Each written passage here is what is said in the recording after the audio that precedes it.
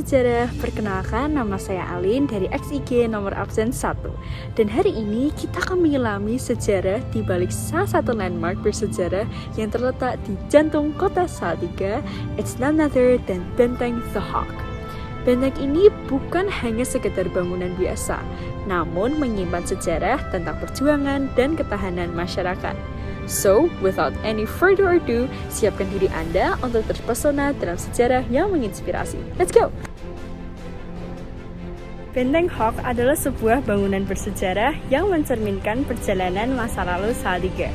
Dari luar, bangunan ini terlihat memiliki 24 pilar besar yang terbuka, sementara pilar lainnya terhubung dengan dinding atau tembok. Benteng Hawk terlihat kokoh dengan ornamen pilar-pilar yang tinggi, besar, dan lubang angin yang unik. Selain itu, juga terdapat dekorasi di bagian atas pada beberapa pilar induk dan atap bangunan berbentuk perisai dengan plafon kayu jati. Sekarang yuk kita dalami sejarah benteng ini.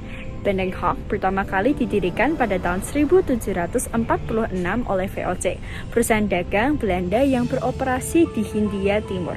Lokasi Salatiga yang strategis antara Semarang dan Surakarta membuat benteng ini ideal sebagai pos pertahanan. Pada tahun 1746, VOC memilih tempat ini untuk mendirikan benteng The Hearsteller atau sekarang kita kenal dengan benteng The Hawk. Dinamai dari kapal Belanda yang digunakan oleh Gustav Willem Baron van Imhoff, seorang pejabat tinggi VOC dalam pelayaran dari Belanda menuju Batavia. Nama kapal ini mencerminkan tujuan benteng untuk memulihkan atau menjaga ketertiban di wilayah tersebut dari ancaman pemberontakan lokal. Benteng The Hearsteller dibangun untuk memerangi perlawanan dari penduduk lokal, khususnya dari kelompok yang menentang kekuasaan Belanda. Pada awal abad ke-19, fungsi benteng ini berkembang seiring perubahan kondisi sosial politik di Hindia Belanda. Ketika Perang Diponegoro pecah pada tahun 1825 hingga 1830, benteng ini menjadi pusat komando penting dalam upaya militer Belanda untuk menaklukkan pasukan Pangeran Diponegoro. Dampak dari perang ini sangat besar, baik bagi pihak Belanda dari segi finansial maupun korban jiwa, hingga akhirnya mereka menerapkan sistem tanah paksa atau Kulturstelsel di wilayah Jawa termasuk Salatiga. Sistem ini bertujuan untuk mengisi kembali kas Belanda yang terus terkuras akibat perang. Pada masa ini pula, wilayah Salatiga mulai berkembang dengan adanya permukiman Eropa di sekitar benteng yang kemudian dikenal sebagai Tuncangzever.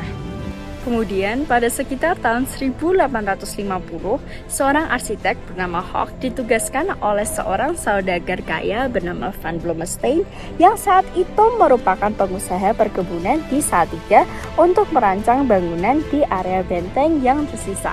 Ini dilakukan untuk memenuhi kebutuhan tempat tinggal para pejabat dan tentara Belanda di kawasan yang pada waktu itu menjadi area permukiman elit Eropa.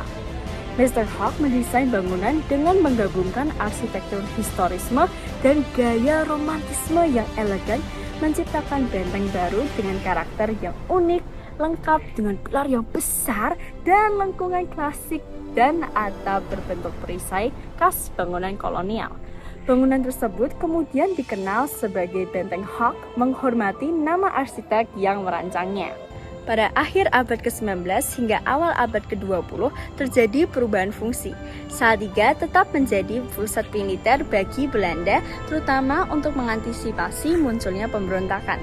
Namun, seiring dengan perkembangan zaman dan pasca kemerdekaan Indonesia, benteng ini beralih fungsi menjadi fasilitas sipil. Pada tahun 1947, Benteng Hawk resmi dijadikan markas kepolisian di bawah kendali Republik Indonesia. Benteng Hawk sekarang dikelola oleh Polres Salatiga dan dijadikan kantor Satlantas, di mana di bagian belakang yang halamannya sangat luas menjadi tempat penyimpanan barang bukti kecelakaan. Sedangkan di halaman depan yang berupa lapangan dimanfaatkan untuk lahan ujian SIM serta berfungsi untuk olahraga baik voli maupun sepak bola.